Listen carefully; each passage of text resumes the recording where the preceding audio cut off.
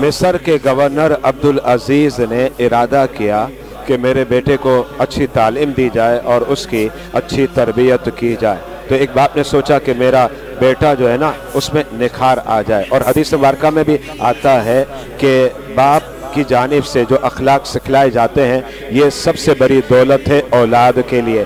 ये एक अलग बात है कि आजकल हमारा जहन ये बना हुआ है कि बाप ने हमारे लिए माल क्या छोड़ा, लेकिन याद रखिएगा इस्लाम ये कहता है कि तुम ये देखो कि बाप ने तुम्हारी अखलाकी तरबियत की है या नहीं की। तो हज़रत अब्दुल अजीज़ जो मिस्र के गवर्नर थे उन्होंने इरादा किया कि मैं अपने बेटे की एक अच्छी तरबियत को, तो आपने इंतखाब किया। मदीना तैयबा में एक बुजुर्ग थे, उनका इसमें गिरामी हज़रत सैयदना सालेह बिन कैसान, उनके पास अपने बेटे उमर को भेजा ताकि वहाँ वो तालीम भी हासिल करें और उनकी तरबियत भी हो। हज़रत सालेह बिन कैसान अब हज़रत उमर को तालीम से भी नवाज रहे हैं और अखलाकी तरबियत भी फरमा रहे हैं। एक मरतबा ऐसा हुआ कि नमाज का वक्त हुआ और वो नमाज के वक्त में हज़रत उमर पहुंचे नहीं, लेट हो गए, ताखिर हो गए। तो उस वक्त हज़रत सालेह बिन कैसान ने पूछा, भाई क्या हुआ, तुम लेट हो गए, आए नहीं, नमाज का वक्त था, नमाज पढ़नी थी। तो हज़रत उमर ने उस वक्त इरशाद फरमाया कि हज़रत में बालों को संवार रहा था।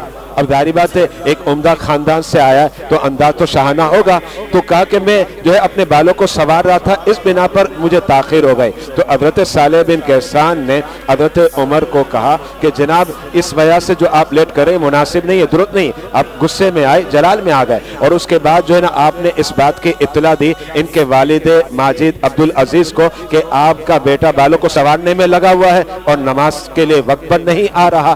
तो वालिद माजिद ने जब इस बात को सुना और वो खत पहुंचा, उस खत को पढ़ा, तो वालिद माजिद ने अपना एक कासिद भेजा अपने बेटे के पास और कासिद के जिम्मे लगा दिया कि वहां जाकर पहला काम तुमने करना है कि मेरे बेटे के बाल काट देने। वो कासिद पहुंचा और अपने बेटे के बाल को काट दिया। लेकिन मैं आपको यहाँ ये बताना चाह रहा हूँ कि तरबियत का एहसास यहाँ बाप को भी है और तरबियत का एहसास यहाँ उस्ताद को भी है। अगर उस्ताद को भी तरबियत का एहसास हो अपने शागिर्द के और बाप को भी तरबियत का एहसास हो अपने बेटे के, तो फिर नतीजा क्या निकलता है, फिर हज़रत सैयदना उमर बिन अब्दुल अजीज जैसी अजीम हस्तियां पैदा होती है जिनके मुतालिक हज़रत सैयदना इमाम अहमद बिन हंबल ने फरमाया कि पहली सदी के मुजद्दिद जो हैं वो हज़रत सैयदना उमर बिन अब्दुल अजीज हैं। और ये वही हज़रत सैयदना उमर बिन अब्दुल अजीज है जिनका ताल्लुक बनु उमैया से है। और इनके दौर को जब देखा जाए तो लोग कहते हैं हमें दौर सिद्दीक़ अबू बकर याद आ गया,